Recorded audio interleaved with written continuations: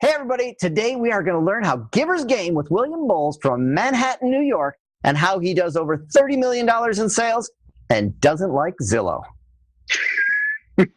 Welcome to Selling the Dream, a podcast created for and by second home and resort realtors. I'm Tom Tezak, and each week my goal is to bring you a quick real estate tip along with an info-packed interview with an industry rock star. My mission is to bring you cutting-edge marketing, tried and true sales techniques, and information about the latest technologies. Thanks for tuning in, and remember, we're not selling real estate, we're selling the dream. Tom Tezak here with Selling the Dream podcast. Today I've got an amazing guest, William Bowles. And you know, guys, you've watched my podcast before. Mostly I have people or agents from resort districts. Today, I've got William who sells real estate in downtown New York, in Manhattan and Brooklyn. And it's the same thing. It's still second home buyers, but it's a little bit different of an environment. So William, thanks so much for joining us today on the show. Looking forward to having a nice conversation and having you educate some of our buyers or our agents out there on how to work with buyers in the big city. That's so awesome, Tom. I am excited to be here. We've been talking about doing this for a while, and happy to chat about New York City. So William, how many buyers do you deal with that are buying in the second home market as opposed to the primary residence? So my particular business is probably about a quarter where somebody has a home somewhere else. So, and this is a city that is interesting. We'll have people, I have had clients in the past, they may have 7 or 8 homes around the world. You probably work with the same type of people. And they just want to get a footprint in New York City, but it's about a quarter of my business. Very good. So what are you doing differently, or how are you finding those buyers? What's your marketing skill, your networking? Where is that buyer that's coming from somewhere else? How are you finding them? Yeah, so, I've been in the business about 15 years, and I'm very fortunate to have a really good, solid referral business. So some of it just comes from, I'm pretty darn good about keeping in touch with past clients, the center of influence and all of that. And obviously, you never know who someone's going to know. Someone that I sold an apartment to may know someone who owns those 10 homes around the world, and they want 11th in New York City. So that's awesome. I also you mentioned networking. I do quite a bit of networking.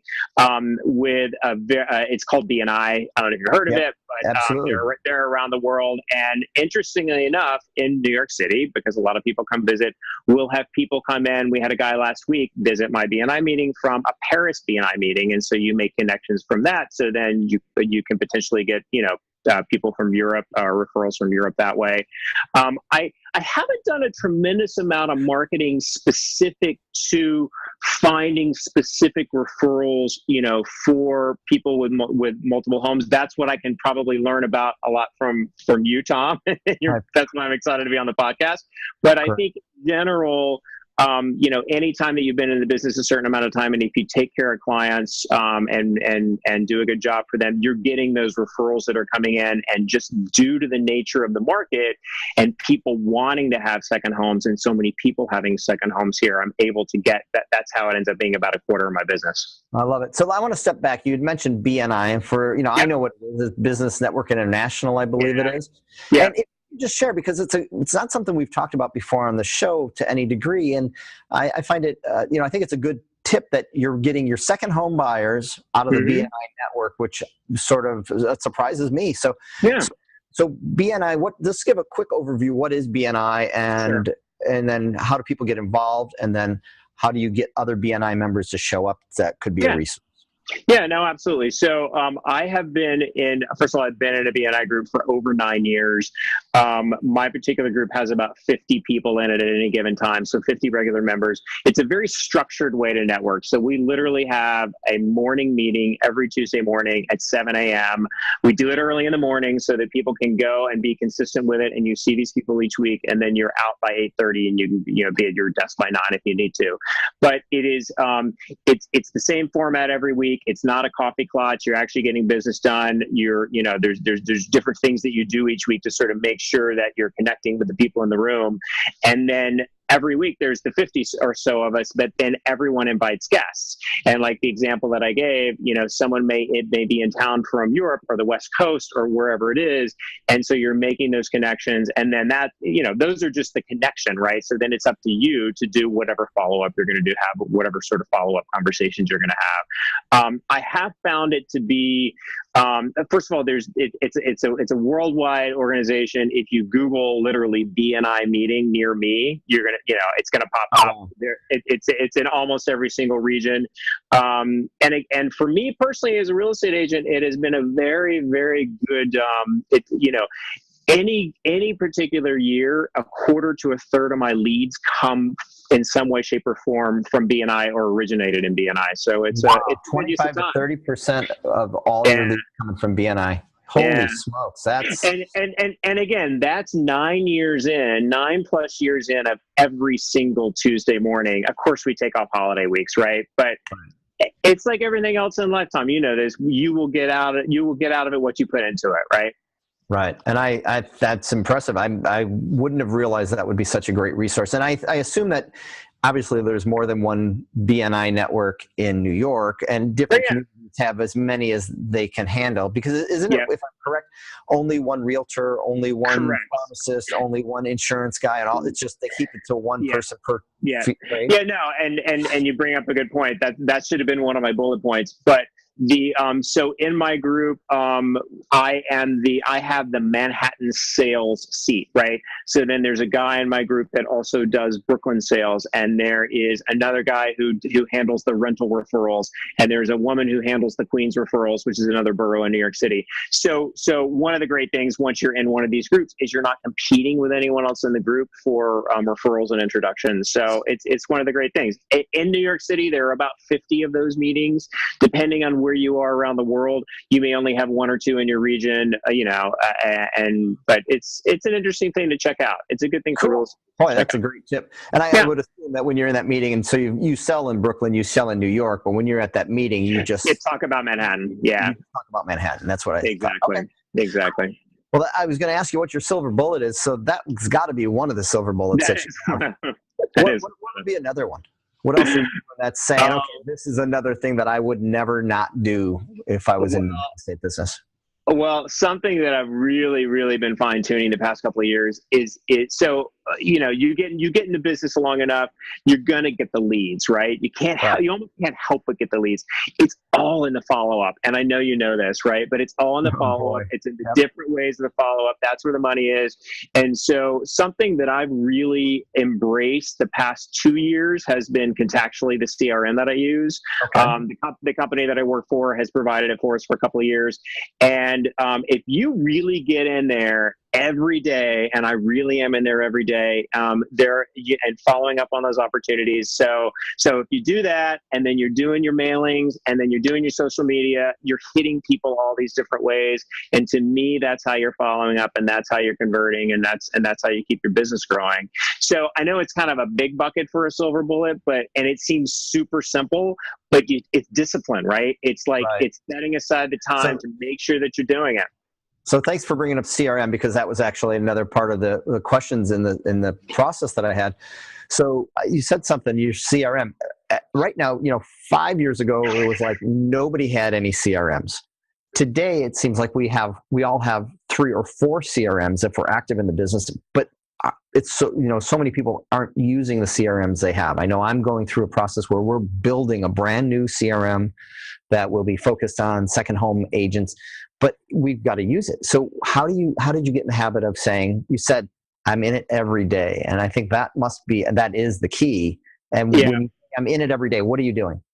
So it's first thing that I do in the morning. So I'm in the office by 8. That's part of I'm a creature of habit, right? So I'm at my desk by 8. It's super quiet at any real estate office around the world at 8 a.m. You're one of the only ones there, not the only one. So I am at my CRM feeds, it serves up to me, these are the people you need to follow up with today. And then I'm making sure that it also gives you whoever you emailed the day before, if it was the first time that you emailed with them, it's recommending you to create a contact. So it's the follow up. It's there's a great thing in there called pipelines, which I'm always checking to make sure that the people that the prospective seller clients that I've spoken with, that I'm checking in with them in certain ways every few weeks. So it's follow up. It's a little bit of database management. It's a little bit of cleanup and stuff, right? But it's also, it's kind of a little dummy proof. Is if you go in there and log on, it's going to tell you who you're supposed to reach out to, and then it's up to you to figure out how you're going to reach out to them. Got it. And I know that people are sitting here watching this saying, "Oh God, I hate CRMs. It's such a pain and everything else." It doesn't have to be a pain. I know, but it's just you got to get in the habit. I have to tell you, it's like everything else. It's mindset, right? If you really get it in your brain that I need to do this every single day, like, gamify it even, right? That's the thing that we learn in coaching, right? Is go in and sort of make a game of it. It's like, if you knock out the 10 people that you need to speak with, then you've done your thing, and then you can go out and do something else that you enjoy a little bit more. Or something, right? Right, exactly. So let's change gears a little bit here. What'd you do before real estate? So I have a film degree, believe it or not. And it was in the video world too. No, I have to tell you, it was all going to be behind camera. That was my whole thing. So anyway, that circuitously got me into a company called Getty Images, which some people may be familiar with. Yeah. Okay. So Getty, they basically represent photographers and filmmakers and license their work for a million different things. So I was in that business, image licensing business, for over 10 years before I got into real estate.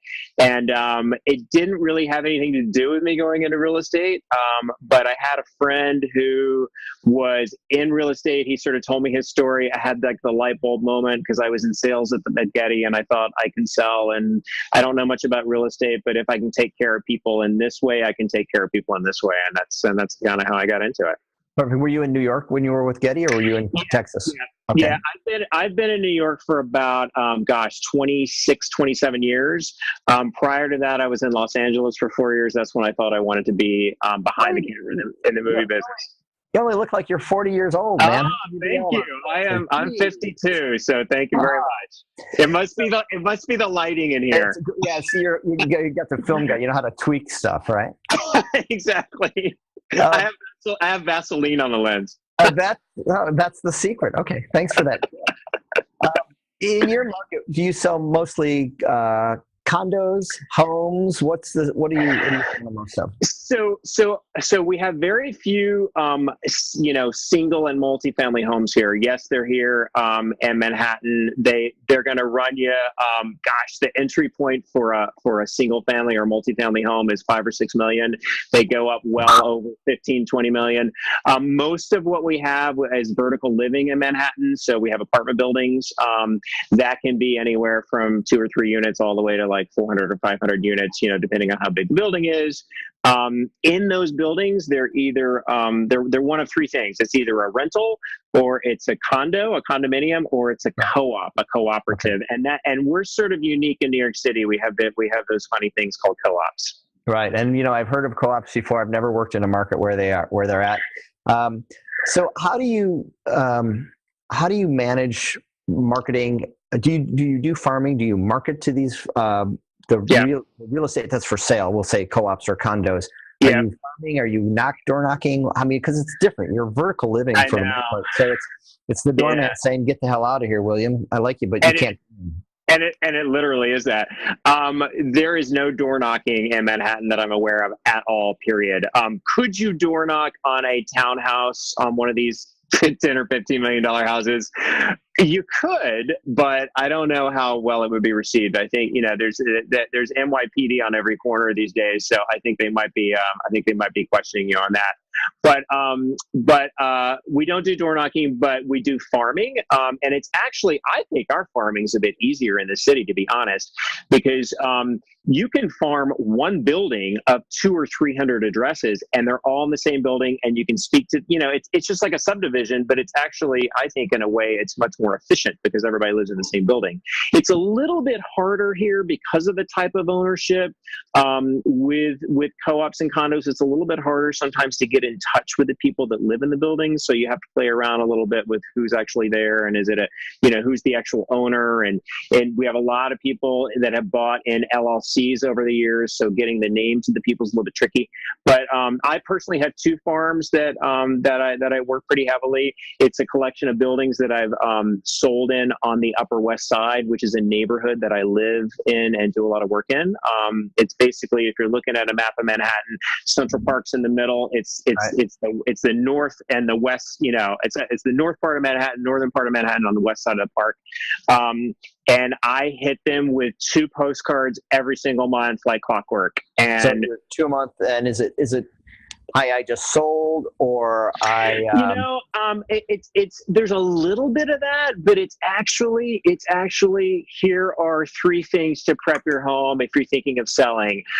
Here are 5 things to do to think about your home going into the winter. I'm trying to give them things for to sort of help them it's all about top of mind, right? I find that those types of things and giving them sort of that kind of content. Actually, we just got our postcards all set for November, and one of them just says, "Have warm Thanksgiving wishes to you and your family." Because again, they're getting these cards twice a month from us, right? And so I'm not doing a lot of ask. Yes, there's a call to action on there, but what I find is that people get these, and a lot of them they're tossing them away. They're like, "That guy again," but they've saved one of them.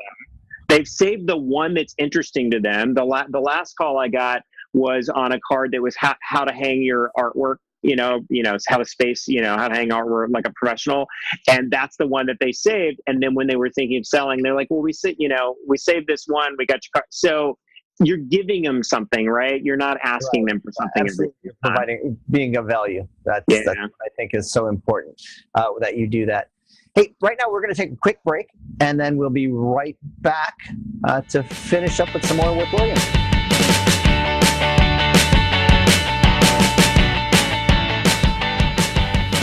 Are you a realtor?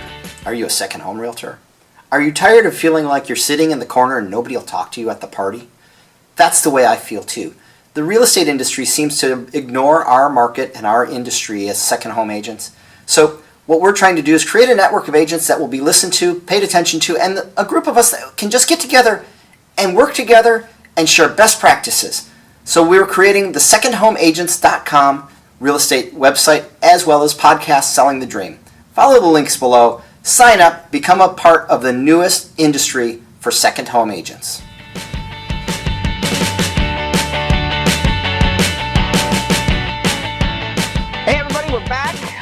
Just want to say, William, again, thanks so much. What a wealth of knowledge. What a different market we're talking about, which I really, really love having this information being brought to us. Let's go into the hard spot. Let me ask you, what's a pain point? One of those things in your business, in your career, that is a challenge. What's the hard part about selling real estate in Manhattan? Well, I don't want to get, I guess, too far into the weeds, but you are saying about Manhattan. So we haven't talked too much about co-ops, right? As I said we're sort of unique to have those. A pain point for me is, first of all, every offer that someone steps forward with for a co-op isn't necessarily going to be a viable offer, even if the price, it could be an above asking price offer, but if the purchaser can't pass the approval process, and it's supposedly just a financial approval process of the co-op, then it's a moot point, no matter what they're asking for it. So there's a lot of education that goes with that, right? So if you have a first-time buyer who's new to the market, they're not familiar with what co-ops are looking for, you're educating them on that, right? It's like your income for this apartment, your income should be in this range, your post-closing liquidity. So what are you going to have left over after closing for your closing costs, and the cushion that the co-op's going to want to see is going to be this much. So you're educating a lot, but then you're always going to have these I call them squeakers. You're always going to have these where you think it's going to be okay, but you don't really know, and so you're sort of having to put it through. not only do you not know if it's going to come through, and you're not going to find out literally 2 to 3 months after the contract is signed. Wow. So you've taken yourself off the market for 60 to 90 days, and then you basically can get a no, thank you. These people cannot purchase here. You're not going to close. So what? Wow. And I have to tell you, we're seeing more and more of that in the past couple of years for, I think, a multitude of reasons. Co-op boards are getting a little bit tougher with who they want in their building because they're basically able to pick who their neighbors are. So how do they, go ahead. Yeah, well, I was just going to say it's tough for the buyer because they have put a lot of time and effort and money and everything else into this, and they think they're going to be closing in a couple of weeks, and they're like, nope, sorry, you got to start over. It's really tough on the seller because they've taken themselves out of the game for 2 to 3 months, and you have to start over. So that is a pain point for sure in this market. Yeah. So, 2 questions on that. One is, how long does that co-op take to close typically? And the other thing that I gotta think that I'm sitting here wondering, and the people that are all across the country and without co-ops, how fair housing? I mean, how does all of that? Yeah. I mean, exactly. So let's start with the second question first. So it is because it is a private corporation that you're buying into. So when you're closing on a co-op, you're getting a stock certificate with a certain number of shares, just like if you're buying shares in Alphabet or Google. Or right. So it's all private company, shareholders, board of directors set up just like a company. So and in theory, they are only vetting you on your financials. So, but the sort of catch to that is they don't tell you what boxes you're supposed to fit in. It's not like if your income's above here and you have this much money in the bank, we'll approve you. It's not that straightforward, right? So you're presenting them and that's where we bring a lot of value when we're presenting buyers. It's a little bit like a beauty contest. So you're presenting a full financial disclosure. You're presenting letters from their employer. You're presenting and personal and business references. You're presenting 2 years of taxes. You're presenting every single, in some cases, 6 months of bank statements to back up the financial statement. And then they're sitting, if you get past that hurdle, then you sit down with the co-op board and do a 20 or 30, in some cases, a 45-minute face-to-face interview. And so those are all the hurdles. Can I just say, you're thinking, and everyone's thinking, why would you ever do this? Who would put themselves through this? There are 2 reasons. One is about 65 to 70% of what's on the market at any given time for sale in Manhattan is a co-op. And with Brooklyn, it's probably about 40 or 50%. So that's the first. So there's much more to choose from. And if you had the exact same apartment, one a co-op, one a condominium, the co-op's going to be about 20% less expensive. So you get 20% more apartment for your money. So that's why people do these crazy things. Yeah. And then your other question was timing. So the best case scenario is, actually, I was fortunate enough to get an accepted offer on something today for some buyers. Best case scenario is they're closing because they're financing in a co-op. So best case scenario is they're closing in, call it 60 days. It's probably going to be more like 90 days. And in that time, the bank's doing their thing. We got to get through the appraisal. We got to get the lender commitment, all that kind of stuff, which takes longer in this type of in a co-op. And then also you have to get through that whole build a financial package, get all the references, present it to the board. The board's got to interview with them, and so you're easily at 3 months at that point. Wow, that's a long time for a paycheck. But hey, you know what? That's the product. That's the market. So you know what I call it? You know what I call it, Tom? It's called job security for me. Exactly. I love that. So you had mentioned earlier social media. What are you doing in social media? What's working for you? What's not working for you? Where are you trying anything new? Are you finding that, for that second home buyer, there's something that you're able to tap people with?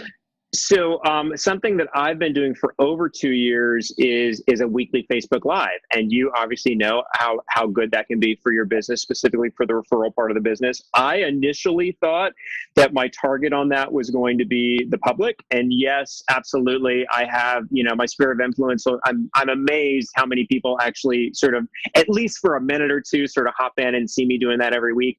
But it's been great getting referrals, agent to agent referrals around the country. So. So that's one thing. I was an early adopter of that. It's been great. It takes discipline to get it on the calendar and do it, but you do it, right? Right. So let me stop you there because we do that too with our team. Yeah. And I agree. We have a routine. What is your routine? I mean, so same time, same place. What do you talk about? You bring people in. You have a format. How do you do your Facebook Live? What you were saying, people say, "Oh, what am I going to talk about? How am I going to do this every week?" So what do you do? Well, so we call it Ask the Agents, right? And there's two of us. It's me and my associate, Samuel Lawson Hoffman. He actually moved to Houston recently, so we're now doing it where he's in Houston and I'm in New York. But it originally was set up as we're going to go live, ask us any questions about real estate that you want, right? And that's loosely the format. We're actually trying to rein it in a little bit more and have a really specific, because it's 30 minutes every week, right? And so we're trying to rate it and have a really specific, okay, the first 5 minutes is this segment, then we're going to have a 10-minute segment. So we're trying to give it a little bit more structure. It's been a little bit free form and free flow, which has worked for us. But I think by giving it a little bit more structure, I think it'll bring a little bit more value to the people that are watching us, whenever they want to hop in and watch us or hop in on the timeline after we're live. But right now we go live only on Facebook. My dream of dreams is to have an actual podcast. So the easiest way because I'm a big podcast listener and have been for a while, I think the easiest way to do that is to take the Facebook and then turn it into an audio experience.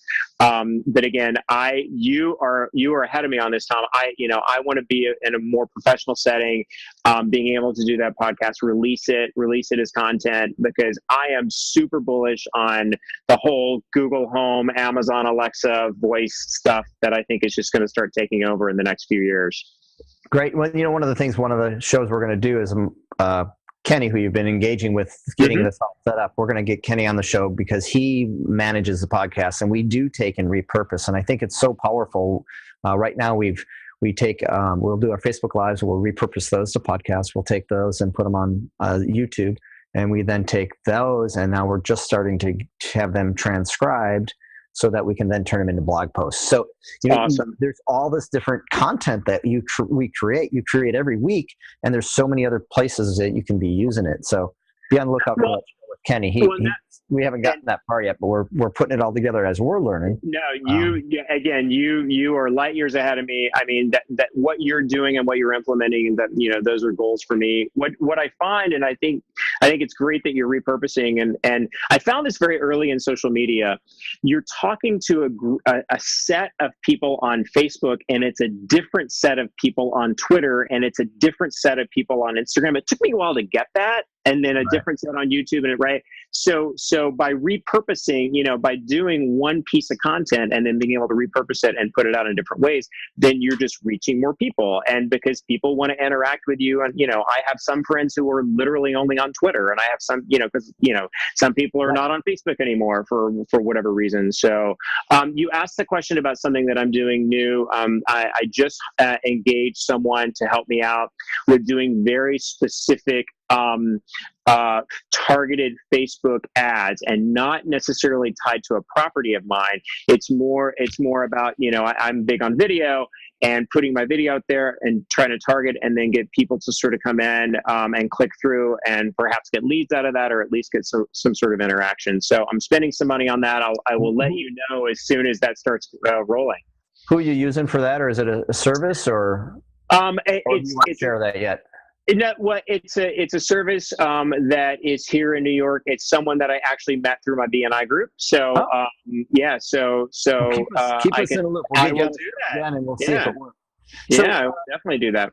on our pre-interview, we were talking about video, and you had mentioned that you're using a service. And I just watched one of your videos yesterday, and it was like, wow, this is amazing. The product, the cuts, the technology. And as I was watching it, thinking either he has an amazing video crew or he's got something that he's hooked up with, because it was fabulous. Can you be willing to share with us what? No, absolutely. And William, we'll put a link to that video or one of your videos, whatever one you want us to, into the podcast, into the show notes, because I watched it yesterday. I was like, yes, this is rocking. So I really appreciate it. So I think that there are several companies that are doing it. The one that I use is called OpenReel, and what they do is they send you a tripod, a mic. There's a couple other things in this little kit they give you, and you come up with the idea for the script that you want.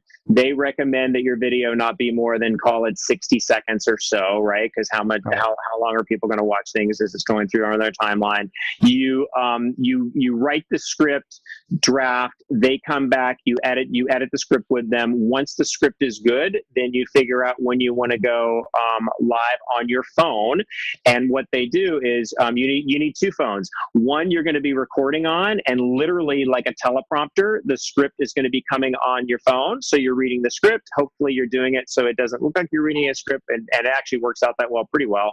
And then the second phone, they're on with you, and you do 2 or 3 takes. So, and you do 2 or 3 takes. It uploads right away from the phone, and literally within a day or two, they send you a draft of the video back. They put stock footage in. If you want them to add the subtitles, they'll do that. And it's like you get this whole complete package that looks like a pro, and you did it yourself with them helping you. And it's very efficient, right? It's super efficient. You guys, you got to watch the video that we're going to put in here, or maybe we'll splice it right into the show. I don't know. Kenny will do whatever we need to do. But it was amazing when I was watching it. It's like, wow, this is killer. And it just looks, I think it puts that sense of professionalism. Instead of on my Facebook lives, we're like all over the place. We're screwing around. We're jumping into bunny holes. But that's authentic though, right? But when you were talking to somebody who doesn't know you, and it was so professional. It was like, hey, this is what you're doing. This is what they do wrong. And it was great. So I love that. How much does that cost? Or do you buy a package of them, or how does that work? You know what? I bought a pack of those, and I want to say, and maybe they come in a little bit of deal. I'm not sure, but I want to say that it was $200 a video, give or take. That's it? Yeah, I know. I agree. Wow. Yeah, I'm pretty sure that you know what? It may have been $400 a video. I'm sorry. It may have, even if it was $400 a video for the quality of the product. And it's openreel.com. I believe it's openreel.com. Yeah, if you Google OpenReel. If you're hearing me out here, send me some food. Right? Yeah, exactly. This guy needs a good discount. He needs a better deal than I got. Holy crap. And then now they give you the video. Do they help you promote it? Or does they just hand you the data feed? They basically give you the video file, and then it's up to you to do what you're going to do with it. So that's why I've hired this other woman to help me, sort of use those then to turn those into targeted ads. And then obviously you're uploading them on YouTube and all the places that you have your content. Oh, cool. So, and what are you, so you're just paying somebody else to just put it then into your social media? Yeah. I mean, I'm happy to say I'm selling real estate keeps me really busy, so I don't have a lot of time to sort of run the social media part. So I've outsourced that. What about your lead gen? Are you doing any like Zillow, Trulia, anything like that? Is that in your market? So I'm not. There's a little piece of a lead gen to this new service, or there's a little piece of lead gen to this new service. Because there's a bot piece of it, right? So when they click and they answer a couple of questions, and then those are coming through as leads. But I have not spent any money on Zillow or Realtor.com or any of those sites. That's a personal choice of mine. I choose to spend money on other things that quite frankly, I enjoy getting other types of leads more, right? I'm putting money into the BNI and the networking, the different things that I'm doing. It's just choice, right? A lot of people have had great, yeah, exactly. It's a choice. So if somebody was wanting to move to Manhattan that sells real estate in I don't know, Joliet, Illinois. That's where I came from. And what would you tell them if you're moving into a new market, you're moving into a metro market? Let's talk about sort of specific, New York, Atlanta, one of the Chicago, one of those big places, and they're a realtor and they're going to move their business. What would you encourage them? What would you tell them that would be the 1, 2, or 3 things that they really need to focus on first? Well, I have to tell you this. I don't know if this is the answer you're looking for, but I would say get a coach, get some type of coach to help you, because you're starting over, right? Right. Yes, you know how to, and this is relevant. My newest team member just moved here from San Diego. You've actually met Kayla before. Yeah. So she knows how to sell real estate. She knows how to sell San Diego real estate really well. She's worked with her family for 5 years out there. Moving to New York is a completely different thing. She's starting over. Yes, she's leveraging her sphere. But and I think if you're new, get a coach, get someone to help you, systematize things. I think that's number one. Our market is so unique. You literally, not only are you starting over with your contacts and all of that, you're starting over with learning what's this crazy co-op thing? Why does it take 3 months to close everything? I would also say, I'm big on teams. If there's an opportunity for you to cut your teeth in a new market and jump into a well-functioning team with a good, strong leader to learn that market, I think that that's a good option for somebody, no matter where you are in your business. Because that's like, talk about hit the ground running, right? I agree. Yeah, I mean, those two things are popping in my mind. They have to show up with some money in their pocket too. I mean, if best case scenario is it's 90 days to close a transaction, and but I guess you just got to have some cash. So you got to have some cash, man. I didn't get my first check, I think, for like 5 months, 6 months when I started here. Wow. So teams, real quick, you have a team. How many people on your team? What's the dynamics of your team? There are 3 of us that are full time. So I'm a team lead. I still sell an awful lot, which is great. Kayla, how much is an awful lot? Just curious, what are you doing in business, if you'd share? My volume this year will be over 30 million. Yeah. That's why you're on, hey William. That's why you're on this show, just because. We want people who know what the hell they're doing. So thank you. Thank you. And then Kayla, who I've talked about, she just joined me. She's sort of like a junior agent on the team. A lot of sort of a buyer's agent and a tenant's agent, but she's also tied to the listings that we have. Then I have Mitch, who's awesome. He's my transaction coordinator. We have a lot of paperwork that goes with those co-ops that I'm talking about. So he handles all that and all the marketing. And then there are 2 other agents that I partner up with. Our listings are sitting on the market longer. So it takes a lot to sort of run those open houses and those showings. So I've got 2 other agents that I partner up with, because I've got about a dozen active listings right now. So it takes a lot to sort of run that show, to be honest. Perfect. Well, William, I appreciate it. Anything you'd like to share, a final thought that you'd like to share with our second home agents that are out there, that you can maybe be inspirational, or what you would tell them, pick this or do this, or, regardless of what market they're in? You know what? I would just say that it's so awesome what you're doing, and the way that you're sharing, and I think it's awesome that we, whichever sort of ecosystem you're in, you and I are involved in the same coaching ecosystem. If you come into it with an attitude where you're going to be giving things to people. The BNI organization that we talked about earlier, the tagline for that is "Givers Gain." You give first and then you receive. I think that you have that same sort of idea. I do too. If you bring that to the table, I think that you're going to get a lot out of business.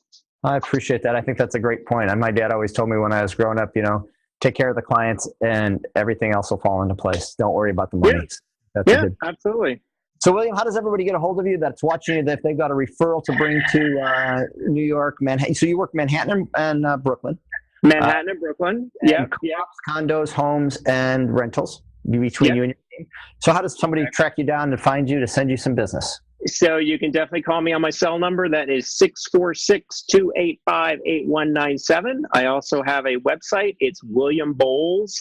That's BOLLS, WilliamBowles.com. Hey, William, could you repeat your phone number? We had a little bit of distraction in that. You got it. 646-285-8197. We'll put that in the show notes as well. And then I just want to share with everybody who's been watching. Thank you, William. If you're watching this, if you're in the Second Home Network, if you're in the Second Home community, we sell in real estate, whether it's in a resort community, a big city, but if you've got 25, 30, 50% of your business, 100% of your business in the second home market, I sure would appreciate if you would go down below, subscribe to this webcast or podcast, however you're experiencing it. If you could go to our website, secondhomeagents.com. That's 2ndhomeagents.com. Sign up, become a member. It's free. There's no cost. We're just trying to create a voice for our second home community. So often, second home markets we just don't get the technology, the services, the CRMs, the stuff that we miss by being in a non-traditional market. So I'm trying to create that voice for us. So please be part of this movement, this new group that we're creating. We'd so much appreciate that. And William, I want to say thank you so much. And I want to tell everybody, remember, we don't sell real estate. We're selling the dream. Have an amazing day. So everybody, I just really, you're watching this show, I really would appreciate it. If you're a second home agent, go to our website, secondhomeagents.com. Listen to our podcast that you're doing right now, or give us some love. Give us a rating. Subscribe to our podcast anywhere you're listening to it.